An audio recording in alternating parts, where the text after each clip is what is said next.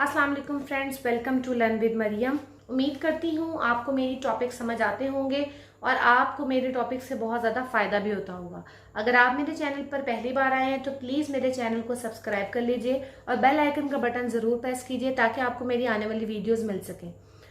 हम पढ़ रहे थे बायोलॉजी 10th गैसेस एक्सचेंज का फर्स्ट चैप्टर नंबर 10th जो है वो हम इसका रीड कर रहे थे और हमने बहुत सारे लंग्स के स्ट्रक्चर्स देखे, एयर पैसेज भी देखे, गैसों का तबादला कैसे होता है ये देखा और हमने ये भी देखा कि हमारे सांस में कौन कौन से मसाइल आ सकते हैं।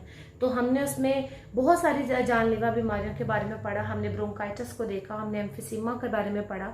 तो आज हमारे पास जो अगली बीमारी है वो है निमोनिया। और निमोनिया आज भी अल्लाह ना करे अगर किसी बच्चे को हो जाए तो जो पेरेंट्स हैं वो काफ़ी हद तक परेशान हो जाते हैं। पुराने ज़माने में तो अगर किसी को निमोनिया हो जाता था तो उनके बच्चों की तो डेथ हो जाती थी। ये तो मेडिकल साइंसेस का शुक्रिया कि आज उनकी वजह से इस तरह की टेक्निक्स अवेलेबल हैं, दवाइयाँ अवेलेबल हैं कि हम निमोनिया से अफेक्टेड मरीज को ठीक कर सकते हैं।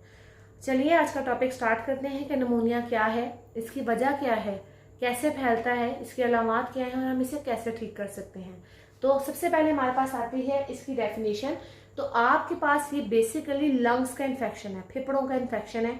अगर आपके किसी एक फेफड़े में इन्फेक्शन हुआ है तो हम उसे निमोनिया कहेंगे।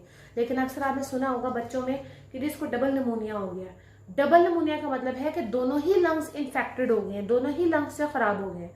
इसमें जो आपके पास इसके कॉजेटिव एजेंट्स हैं, यानी कि वो चीजें जो कि जिस निमोनिया फैलाती हैं वो लंग्स के टिश्यूज को खा जाती हैं, वो लंग्स के टिश्यू को ब्रेक कर देती हैं, उसको तोड़ देती हैं। जब लंग्स के टिश्यू ब्रेक हो जाते हैं, लंग्स के टिश्यूज टूट जाते हैं तो वहां पे कोई ना कोई फ्लूइड, पस, रेशा इस तरह का मटेरियल इकट्ठा हो जाता है और हमारे जो लंग्स के टिश्यूज हैं वो इस काबिल नहीं रहते कि वो मजीद आगे कोई गैसों का तबादला कर सकें, गैसेस एक्सचेंज कर सकें और उसके नतीजे में हमारी बॉडी में भी जो ऑक्सीजन का लेवल है वो काफी हद तक कम हो जाता है। सेकेंड चीज हमारे पास इसकी आती है कॉज कि इसकी आखिर क्या वजह है, किस वजह से नमूनिया फैल रहा है। तो नमूनिया की सबसे बड़ी वजह जो हमारे पास यहाँ मौजूद है वो है कि कोई फंजाई, कोई फंगल इन्फेक्शन, कोई वायरल इन्फेक्शन और जो सबसे मेन वजह है ना जो कि आपको भूलनी नहीं चाहिए वो है एक बैक्टीरिया। उस बैक्टीरिया का नाम है स्ट्रेप्टोकोकस निमोनियाई।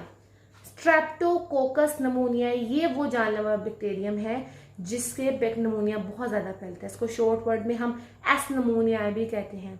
एस इसकी जीनस है, निमोनिया स्पीशी है, एस निमोनिया भी इसको कहते हैं।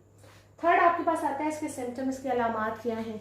पेशेंट को बुखार है, सर्दी लग रही होती है, चिल्स, कपकपी तारी हो रही होती है, कपकपी तारी होकर अचानक से उसको पसीना वगैरह आता है, बुखार टूटता है, फिर थोड़ी देर बाद उसको बुखार होता है, सांस बड़ा रुक रुक के आ रहा होता है। इस तरह के जो है मसाइल हमें निमोनिया के पेशेंट्स में देखने के लिए मिलते हैं। और जो पेशेंट होता है उसकी स्किन बड़ी डस्की हो जाती है, पर्पलिश सी हो जाती है। वजह ये है कि लंग्स के टिश्यूज टूट चुके हैं, लंग्स के टिश्यूज ब्रेक हो गए हैं, वो कोई ऑक्सीजन नहीं अंदर लेकर आ रहे और बॉडी के सेल्स को ऑक्सीजन नहीं दे रहे। जब हमारे बॉडी के सेल्स को ऑक्सीजन नहीं मिल रही, वहां पे पुअर ऑक्सीजन है तो वो डीऑक्सीजनेटेड हो गया, ऑक्सीजन के बगैर वाला ब्लड हो गया, इसलिए वो ब्लूइश या पर्पलिश जो है ना डस्की सा रंग हमें दिखता है निमोनिया के पेशेंट्स का। चौथी चीज हमारे पास आती है कि मैकेनिज्म, कि आखिर ये हमारे अंदर अगर दाखिल हो जाए तो करते क्या हैं।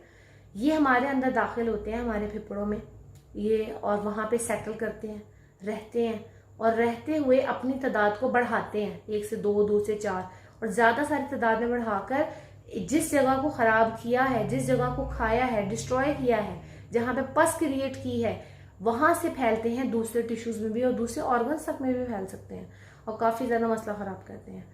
लास्ट आपके पास आता है इसका ट्रीटमेंट कि क्या उसकी कोई इलाज है। डेफिनेटली इसकी वैक्सीन अवेलेबल है स्ट्रेप्टोकोकस निमोनिया के खिलाफ। अब तो बच्चों को हिफाजती टीकों में ही ये छोटे होते लगा दी जाती हैं, फिर भी अगर हिफाजती टीके कुछ लोग इतनी नॉलेज होने के बावजूद भी नहीं लगवाते तो उनके लिए बहुत ज़्यादा प्रॉब्लमेटिक होता है बाद में और बच्चों को बीमारी होती है। और ये ज़रूरी नहीं है कि अगर वैक्सीन लगाइए तो भी बीमारी ना हो, वैक्सीन लगाने के बावजूद भी बीमारी हो सकती है।